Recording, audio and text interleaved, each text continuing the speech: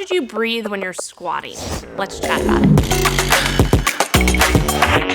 Don't you want to look good naked? When you're squatting or deadlifting even, paying attention to your breath and the way that you're bracing is gonna be something that's gonna be super important to make sure that you're not, setting yourself up for injury or, allowing your spine to be compromised. So when it comes to breathing and bracing, you don't have to overcomplicate it that much. I really like to kind of simplify it and think of a few steps to go through in terms of what I'm gonna focus on before I get into my squat or my deadlift or whatever I'm doing.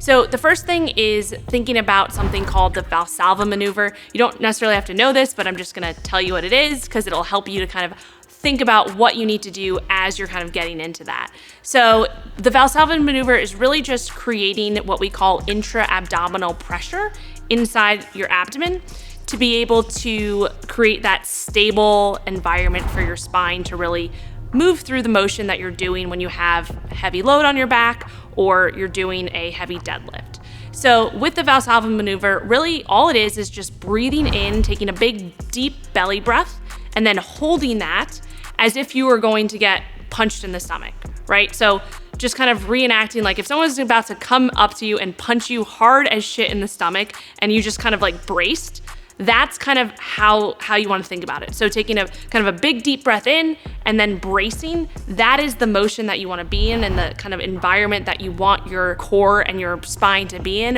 when you're going into a squat or a deadlift or putting any type of heavy load on your spine. You can kind of think of this like having an empty water bottle that has a top on it, right? So when you have an empty water bottle and the top is off, when you squeeze that water bottle, you just crush it, right? But when you have an empty water bottle and you put the top on and you squeeze it, you can't crush it, right? Because it's got built up pressure inside. So just kind of think about that as your abdomen, right? You don't want to be that empty water bottle where you squeeze it and it just completely crushes. You want to have that stable environment. You want to have that intra-abdominal pressure, or basically thinking about air in the water bottle when the top's on, because that's gonna make things a lot more stable. It's gonna protect your spine when you're under heavier loads, and it's gonna make things a lot better in the long run.